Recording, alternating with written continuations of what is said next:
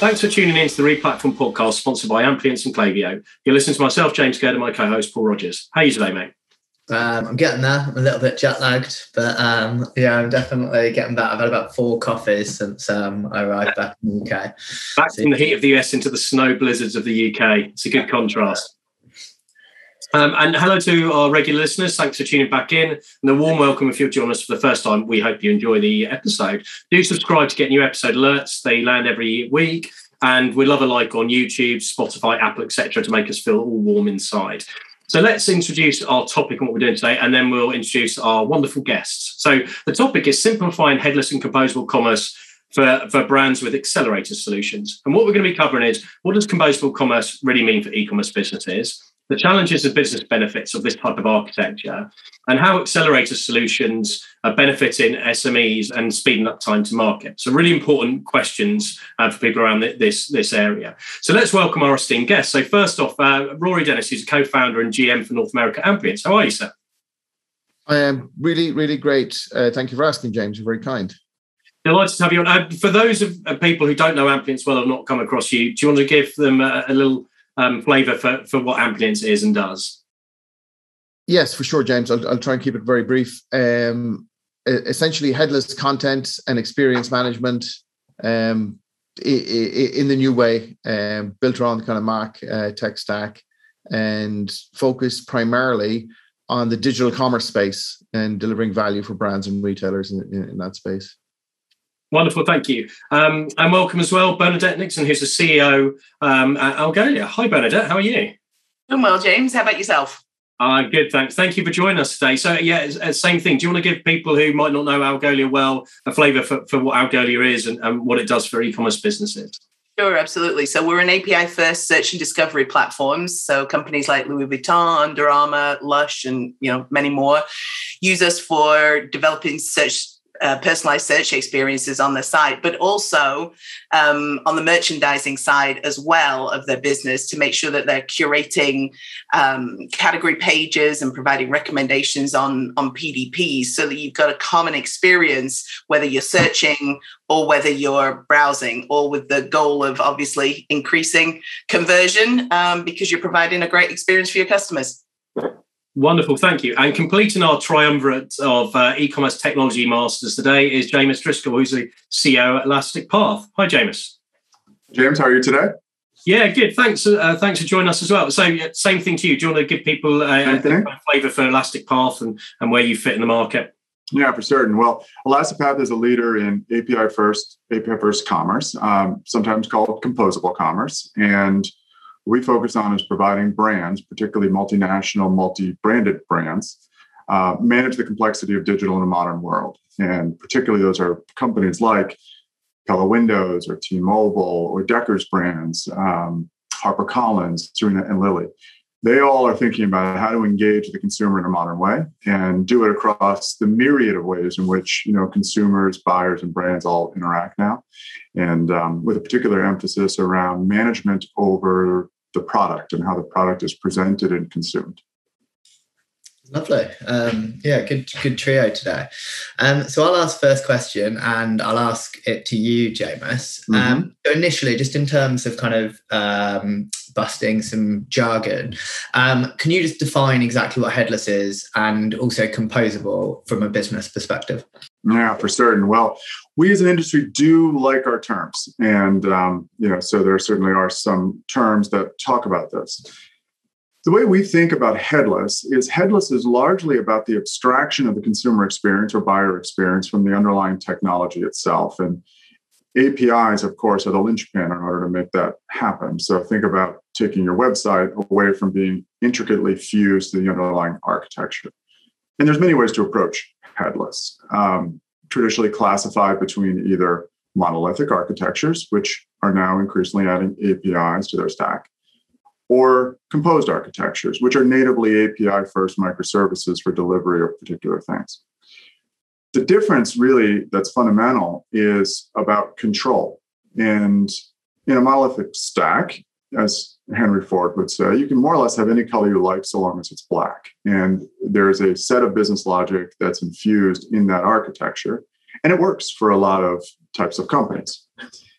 In the composed architecture, businesses now have control completely over the entire way their architecture works and functions.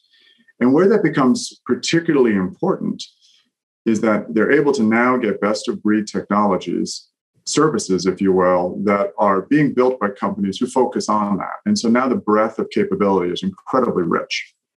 And now brands have the ability, rather than drive their business the way the technology dictates, to assemble or compose how all these APIs interoperate to deliver the consumer experience that's right for their brand and their business. And we're at a moment in the industry where it's about differentiation, it's about merchandising, it's about consumer experiences, all infused with the way the brand wants them to be delivered, because that's, of course, the uniqueness of the business.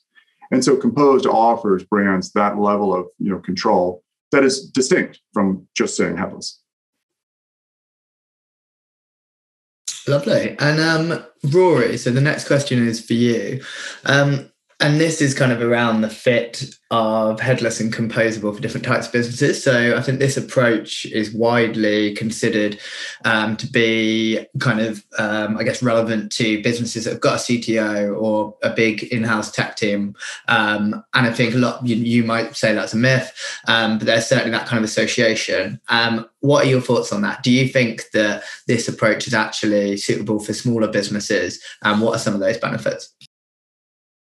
Yeah, it's a good question. It's an intricate question. It's probably an intricate answer as well. So I think it's less about whether someone has a CTO or kind of that. It's more about what are you trying to get out of the thing that you're trying to do. What are you trying to do? If you're trying to do something and a microservice application fits it, you should go ahead and do it, regardless of who you are, because it's quicker, faster, easier to deploy. So I think there's a bit of myth around, we have to tackle this headless approach all at once. So it's a big shift, et cetera, et cetera. I think the whole joy or beauty of the approach is that it can be a step-by-step process. You can take your time, you can get to value in discrete pieces. So this is kind of where we come back to the nub of what are we trying to actually achieve at headless. Is there a piece of functionality that doesn't work for you? Let's call it checkout. If it doesn't work for you, why not tackle checkout as a discrete microservice approach and fix checkout? And then decide amongst your peers, what's the next thing? What's the next biggest problem that we have? And can it be solved through a deployment of a microservice and a kind of headless approach? And then tackle that. And over time, what you'll find is you're on a stairway, and step by step, after 5 or 6 steps, you've replaced many of the things that were causing you pain in your business, and you've got a brand new way to do those things that are giving you value at each stage of the deployment. So you're on a kind of stairway to value, if you like, and you're on value from day one. So I think let's get away from the idea that it's big, hard, lift and shift, and let's move towards thinking about solving discrete business problems. Let's get on with that, and then you'll find that instead of being top down, you'll be bottom up as oh my God, look, we do these things in a better way, and now we do more of them in a better way, and now our value, the value that we're delivering is larger overall. Does that kind of make sense, Paul? Yeah, absolutely. I think I agree with that as well. I think I really like what you've said there around microservices actually being a really good route in any scenario, and I think the composable builds are quite often much bigger projects, but I completely agree with what you said there around microservices. That can be just fix the problem that you're trying to solve for first, and then worry about the bigger picture. So Bernadette, from your perspective, Algolia and how you work with clients, how you work in this headless and composable approach, what are the tangible benefits from an e-commerce team that they wouldn't get in a monolithic setup and integration? So it really boils down to flexibility and speed, which, when you think about it, I meet with e-commerce teams every single week. Just getting back from Shop Talk, spoke with countless customers over the last 3 days, and there's a need for speed, which intrinsically means that they need to have the ability to be able to pivot. Often it's on the front end because they want to change in response to the market, in response to what a competitor is doing. And often what we hear is, it takes us a while to do that because we have to, wait for our teams to be able to do the mod and what have you, because they're dealing with a monolithic stack. Whereas, as Rory was saying, when you look at these things from a component perspective and the individual functionality or capability, you've got a lot more flexibility. The number of times that I was in Vegas at Shop Talk this week, and the number of customers that said, wow, I can actually do that in your dashboard myself. I don't have to wait for somebody else to do that. That takes me a month right now to do that. So I cannot emphasize the speed and flexibility more. It really is at the heart. But I think that this notion of composable architectures really needs to deliver on two promises, frankly. One, it needs to provide a better way for developers to be able to have programmable solutions, and that's their version of flexibility.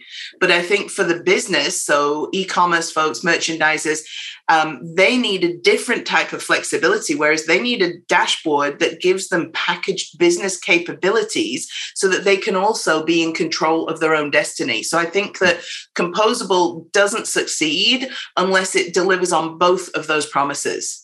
Yeah, and I think that's a key point. From my experience, a lot of the time the decision gets made from a technical point of view, and the business stakeholders aren't brought along on the journey, and that causes friction because they're not perceiving the value, even if it might be delivering value to them. What would be really useful, actually, could you give a tangible example of a packaged business capability so that someone who's listening, who's not heard of this before, can get it in, like, okay, this is what a packaged business, I can't even say it. Sure. Absolutely. I'll use ourselves because I know us, better than Elastic Path or Amplience. So, for example, we say we're an API first search platform. So, we have an API, a search API. So that's pretty easy for the techies to understand. But then we have over the top, we have a pretty powerful dashboard, and that dashboard aims to democratize search, personalization, a whole bunch of other things for the non-techie user, for the business users. So merchandisers, for example, will come into our visual editor, use that capability to be able to curate their category pages, implement their personalization strategies, take into consideration the business requirement and business relevance. So they want to have their top movers at the top and all of their, things that are out of stock not even appear. So you don't want to have to program that. The merchandisers and the e-commerce teams want to have the ability where they can go in, have a visual way of achieving that. And that would be an example of a packaged business capability. Excellent, thanks. Yeah, nice and clear. I've got an open question for all of you. Play a bit of devil's advocate here, because there is a certain fear and reluctance in some businesses about this, because there have been some behind the doors and murmurings of businesses that have gone down a particular route, whether it's headless or composable, and they might not have thought that through properly in terms of ensuring the whole business is aligned, and they've burnt money and projects have been thrown away. And people hear this without context, and then start to assume, oh, this can't be right. This is a false flag. Why do you think this happens? Like, how can people avoid some of the potential issues to this? It might be, James, if you head back to what I was saying a few minutes ago, have you clearly defined what in God's name it is that you're trying to do with the project? You see that some teams come into the projects and they kind of get wrapped up in the fact that they're going headless, or let's call it, we're doing this mock thing or whatever, but it doesn't have a reality for anyone, right? Because to Bernadette's point, there are so many people involved in creating an experience, for example, right? Merchandising has got its own set of requirements that it needs to deliver on in an SLA to its business. And it's a little different from what tech has to deliver, but it's equally important.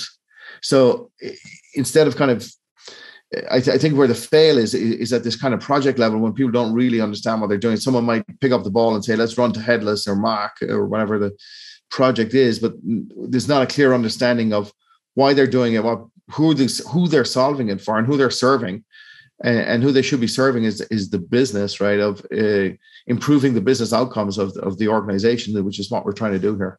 Mm-hmm. Yeah. So Jamus, I can see you nodding away. Do you have a similar perspective on this? We certainly do. And I think one of the, as every industry learns, one of the things that we've been watching very closely the last path and been moving on is, in fact, fully composed architectures have done something which is more shifting the application risk back onto the customer, where the monolith was saying, again, we'll deal with all the integration of all the components, and maybe the components were average across the board, but the value prop was it was all integrated.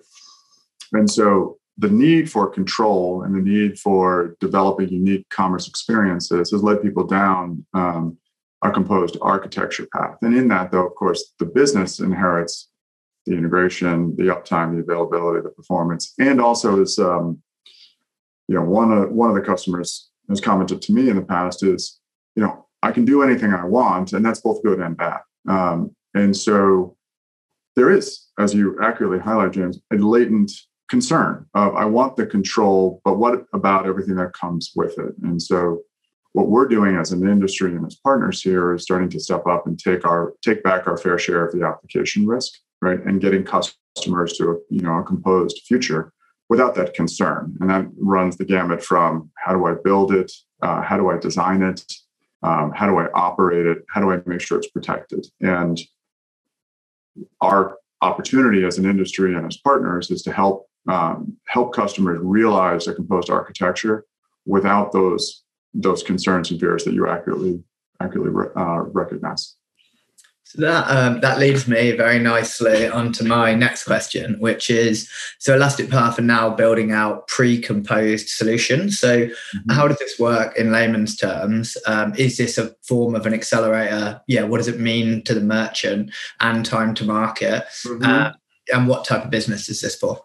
Yeah, well, we often use an analogy to describe this. And as a father with lots of kids, I have very big buckets of Legos in my basement, as I suspect many of us do. And if you were to ask me to go build a castle out of that, I would probably get writer's block, if you will. I guess that'd be Lego's block, because there's a lot to figure out and map and control. But if you told me there was a Lego kit available that helped me get to a castle with instructions and proven and designed by Lego masters who understood what that's all about, well, that could be really interesting and fun and de-risked. What we're doing collectively as a set of partners who represent best-in-class capabilities across what is commonly required in digital is to build out those Lego kits, if you will, and to help customers understand an outcome. And much like those kits, our thinking is not to deliver a die-cast plastic castle, but to start the market in a way that they can now get safely over onto a composed architectural future, where they then have the flexibility and freedom to take control over that and evolve it as their business requires. To what Rory was saying earlier, these are outcome-focused, business results-driven capabilities that are intended to get businesses over to success and then accelerate them on their journey onward. So they include things like reference architectures. They include things like pre-built integrations between our products. They include methodologies for discovery, deployment, and they include support on the other side, not just over our individual pieces, but over the collective whole. So there's a single place to call and get the support, because nobody wants to be in a position where, let's just say, commerce isn't firing and they're now talking to lots of different people who each say their piece of the puzzle is working. That's not delivering the value to customers that we all, subscribe to. So that's the layman's example of how to think about these. What is Amplience? In a word, it's freedom.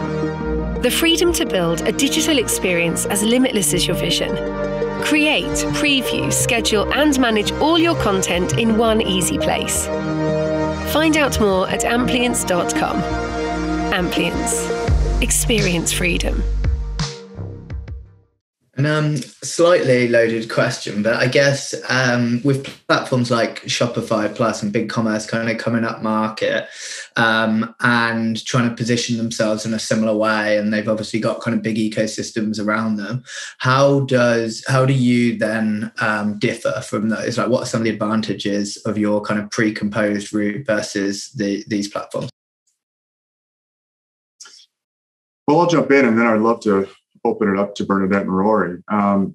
The way that we think about this, it comes back to how we describe the difference between headless and composable. Headless is about being able to abstract the front end. Composable is about full control over the business logic and how the platform operates to ultimately deliver what we want to deliver to a consumer or a business buyer. So a bolt-on, if you will, or a simplified integration to a fairly black box core can work for a lot of customers in the market. What we're offering is something fundamentally different, which is complete control over the entire architecture itself, to be described and built in the way that a brand wants to engage a consumer. And that's not the same as a simplified attachment. That is about sort of expanding how the architecture has to work in order to deliver what the businesses are asking for. And so I want to move on to talk about what pre-composed solutions really mean. I'd be interested from an Algolia and Amplience point of view, obviously, because your products are part of these kits. So James, Elastic Path described it as business-ready solutions built on top of your commerce cloud. So I'd love to walk now through what that really means. So Bernadette, how about we start with you? What does a business-ready solution mean for Algolia within this architecture? What's pre-integrated basically for a customer versus what do they have to do once they've switched it on? So the integration means that you've got premium search capabilities there out of the box. It also means, because we're integrated with Elastic Path, that it's easier to get the pipeline of data so that we can index that, so that then we can serve up those results, for example, to your customers. So, and that takes, that can take, depending upon the shop and the quality of the data, can take a while. So the fact that that's already cleaned, been put into, Elastic Path, then, that's exposed and ready for us to take and index it, becomes far easier for a customer then to focus on what they really want to focus on, which is not the indexing of the data. It is really the relevance, so that they can get the sort relevance, the tuned, the personalized experience, so that, as we're shopping for, sneakers, I get, dusty pink, and you get Air Jordans, so that that personalization is where people can really truly put their focus and their effort. So is there I know things vary from project to project, but is there typically then a cost and efficiency saving for a business because there are things already set up, so it's reducing some of that custom development time for integration? Yeah, most definitely. Because, and I think that going back to one of your earlier questions, I think the biggest difference with moving to a composable architecture, and one of the reasons why people fail, is because they have to mentally change their model. Because in the old monolith, it was all about a thinking architecture, because you had to get it right up from first time. And then after that big body of work was done, then you could start to, do your limited amount of tailoring in your particular world. Now, with Composable, it's an iterative process. And so I think that's the biggest difference. We don't expect anything to be done in a big bang. That's where the majority of risk comes in. We expect an iterative process. And the fact that we're pre-integrated as part of these solutions means that you can get off to a quick start, and then you can, also then continue and get into your iterating quicker. Yeah, that's a nice distinction to pull out. And I guess, Rory, same question from an Amplience point of view. Sure.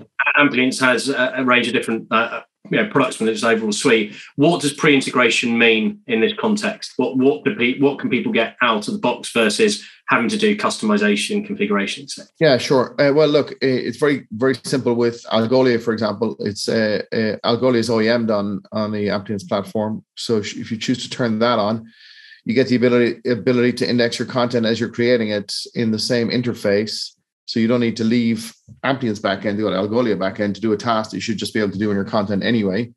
Because as you are creating content, chances are you want to index that, and you want to be able to tag it and add anything that you want to right there in situ at the time of creation. So in the old world, that would have involved 2 separate workflows, 2 separate processes, et cetera, et cetera. So it's like, and probably in some projects, someone to come in and weld those 2 things together to make it talk to each other. So I would say probably the easiest and quickest thing is to have the different functions that you need available in one dashboard that are calling the services you need when you need them. The complexity that takes out of the marketer, the merchandiser role is quite something.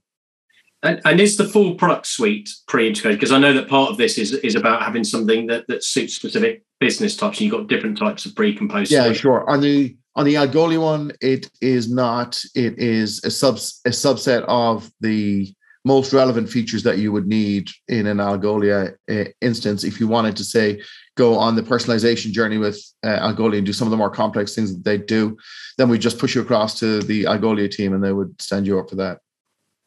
Okay, and from an Amplience point of view, because you've got all the content experience, you've got DAM capabilities.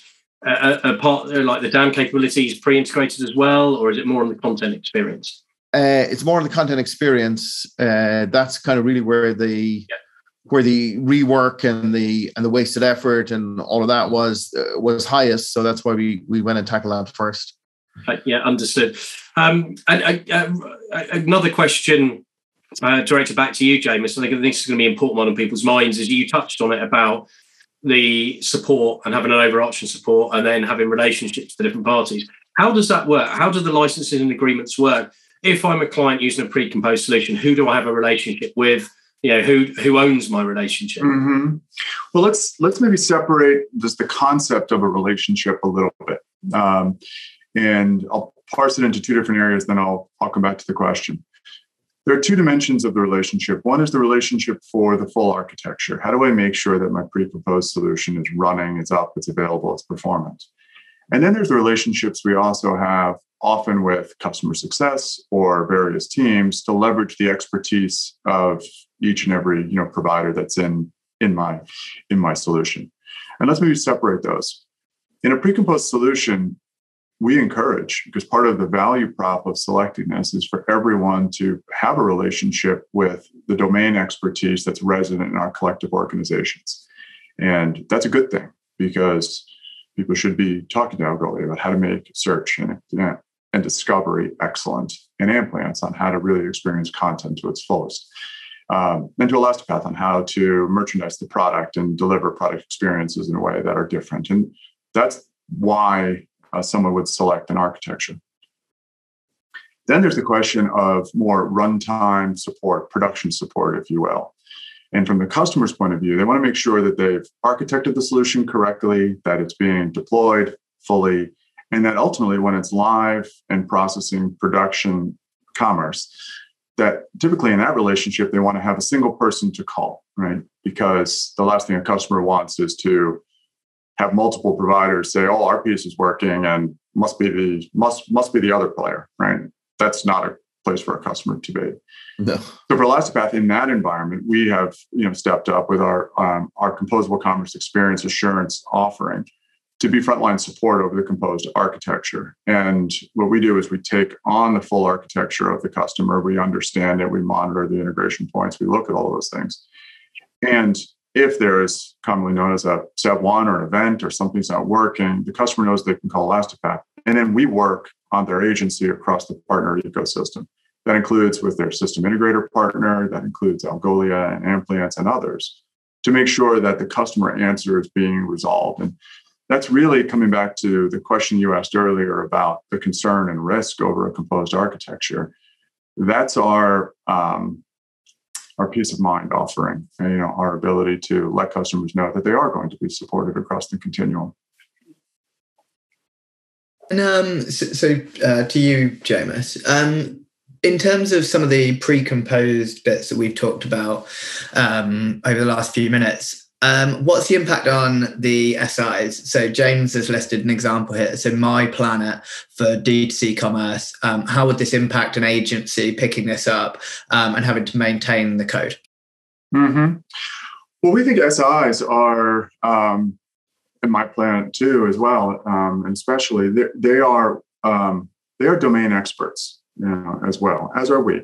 And there's a unique perspective that each of them offer on requirements. And one of the propositions we offer collectively in a composable commerce architecture is we want to leave room for innovation and leave room for others to create solutions and offerings that exceed the sum of the parts. And system integrators are a key part of that. And so we view them as integral to the solution and ultimately what's offered to market. And we'll find with different domain expertise and points of view and perspectives that there's room for our different SIs to bring their own intellectual property to bear to market and to create offerings that I think collectively amongst us we might not have envisioned. And isn't that wonderful? So we definitely view a system integrator partner as a key part of the overall solution. Yeah. And to you again, Jamus, I realise a lot of my questions have been directed to you. It hasn't been intentional. In terms of, do you think there's any level of kind of vendor lock-in with that? So again, James has given an example here. Like if someone wanted to swap out Algolia for Clayview, or Amplience for Bloomreach, or equally move from Elastic Path to BigCommerce, do you think that the pre-composed solution impacts that? Mm-hmm. Well, honestly, no. Because I think that's a good thing. I mean, one of the things that I hope we see leave in the market is the concept of vendor lock-in derived from simply technology. I think if there is a concept of lock-in, it's because each of us as providers is delivering value every day, and we're earning the trust from customers to the point that they can't imagine operating without the value that we offer and continuous delivery and those. That is, to me, where lock-in should come in around. We're earning, and this is what the SaaS promise is all about, we're earning the customer's trust daily. And that's the delivery of value and new functionality. So as opposed to, well, because we built this complicated architecture, they can't, my customer can't leave. Well, it definitely is lock-in. But we would like it to be more volunteering by choice to sustain a valuable relationship. So, yeah, that's a great point, James. Yeah, no, that's a great point. The idea around lock-in is hopefully more and more dated, and it's like when we think about it, it's this shift, this movement is all about putting power back in the hands of the consumer, the buyer, right? Where previously you were locked into a long-term contract with a monolith or a behemoth or whatever you want to call those guys. And you got what you got from the company on their schedule. The idea now is that you get what you get on your schedule from vendors who are constantly innovating week on week, agile delivery, delivering function, improvement, enhancement, week to week to week to week to week. Every single release is a better experience for you as a customer. So the idea is, well, why would you leave? Because companies like us are spending millions every year on making the experience better for everyone. And if you don't like it, if that doesn't suit you and you want to go somewhere else, then it's relatively easy to do that. That's fine. But the motivation is different now. The motivation is be best in class, be the best that you can deliver for your customer. Let them know it, and they'll be like, okay, I get it. You guys are investing so much in this product every month. Why would I leave? Because the grass isn't greener. It's like the supplier that I'm using is really investing in making this the best it can possibly be. So, yeah, I do get that. Having a value proposition Yeah, obviously encouraging people to continue with that solution makes sense. I guess the key thing is just always, I love the devil's advocate role on this podcast. Is that one of the objections I come across a lot with clients is, oh, that feels complex if I want to change. Likely it is they won't want to change, but the risk mitigation is what would happen. So if you've completely composed it from scratch without any pre-composed solution, that feels, I guess, conceptually more flexible. Is that the case, or is it just that pre-composed simply means we've got more foundations, but you can change what you want in the future regardless? I think that's a better way to think of it. We've got more foundations. Yeah, that's it. And coming back to the SI point earlier was that, look, what you want your system integrator to be doing is value add work for you, right? Things that move the needle for your business, not the same old, let's stand up this integration again. Oh, well, we did it 3 weeks ago. You know what I mean? It's like, get that low paying, low value work away and get to the high value and needle moving stuff, right? That's what you want from your systems integrators. And then you want to change that relationship from a cost to an advantage, right? Yeah, exactly. I mean, I know in the types of solutions that you're all providing, especially the e-commerce platform, people generally don't want to change that within a couple of years. Search, merch and CMSs are normally proper RFPs and commitments because people have bought into the solution. But it's things that I guess there's additional third parties like review engines. They change more frequently. I've seen people swap in and out. They've got to the point where they've exhausted the functionality or they don't like some of the limitations. And I guess that's a key question I would ask to all of you is, how easy is it to plug and play at that level in a pre-composed solution? Is there any difference to just an open composable solution? I don't want to hog this. Bernadette, do you want to go first? I have a thought. No, I don't think there's any. I mean, look, there's definitely a notion of orchestration when you're in a composable architecture. So there is no limitation, and that's why if you look at the Mac Alliance, the A in the Mac acronym is API, so API first. So therefore, you're taking out one API, you're plugging in another. So theoretically, there isn't really much of a difference. As Rory said, you've got more of the foundations there, so you can get a quicker start with these pre-composed solutions. But that's not a lock-in in my, if I go back to my old, when I was purely on the IT side, I don't view that as lock-in. I just view that as a helping hand that they're giving me right out of the gate. Mm-hmm. Yeah, I think that's an important distinction because people do ask these questions. Mm-hmm. And often, especially when people have come from a more kind of old school technological setup where they're used to that kind of limitation, it can sometimes be hard conceptually to adjust to, well, actually, no, that's not a barrier anymore. Excellent. Well, the good news for all of you is we've asked all of our annoying questions now.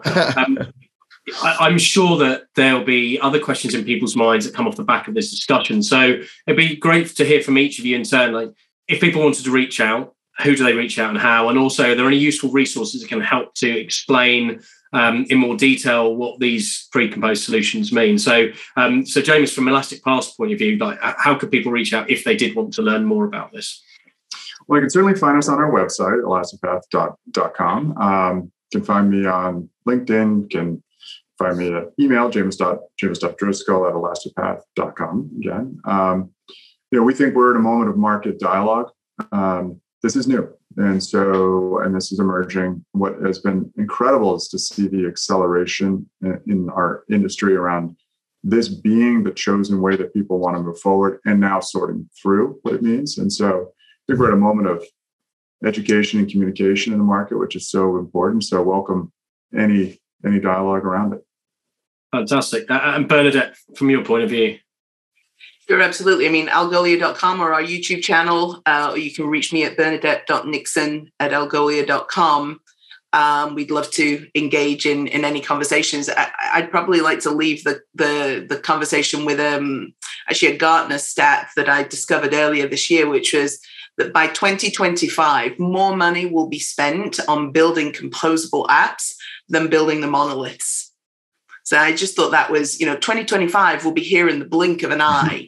So I don't know that we've quite crossed the chasm, but we're getting pretty close, I think. So love to engage in conversation. Cool. Thank you. And Rory, about from Amplience's point of view. Yeah, I agree with Bernadette. We are just coming up the other side of that cliff on the chasm, and we'll breach that pretty soon, in my opinion. Two things here to say, if I might, James. One, Amplience resources, very good. Amplience.com/resources. You'll find a ton of information there. You'll find a ton of information on the Mac Alliance. If I could give a plug to the Mac Alliance organization, it's macalliance.org. Really good information on the companies involved, the outcomes they'll help you deliver, and the companies who've been through Mac type projects, so you can go and see, well, who's actually done this in the real world, and what outcomes have they had. So really good resource over there. When I first heard about the Mac Alliance, I thought it was a new Gillette razor. So I was website. Yeah, I've given up shaving, as says Jamus. So I think excellent. Didn't fall into that trap. Thanks to all three of you. Really appreciate you taking the time to come on and share your thoughts and perspectives. And to anyone who's listening, they've given you a contact. If you do want to reach out, if you want to probe further, if you want to challenge anything, if you want to ask questions, please do. Thanks for listening. Do keep an eye out for our next episode. We drop one every week. And do let us know of any topics you'd love to hear us, or any guests you think would be an amazing people to get onto the podcast. And if you haven't subscribed already, we'd love for you to do so. Thanks very much and take care.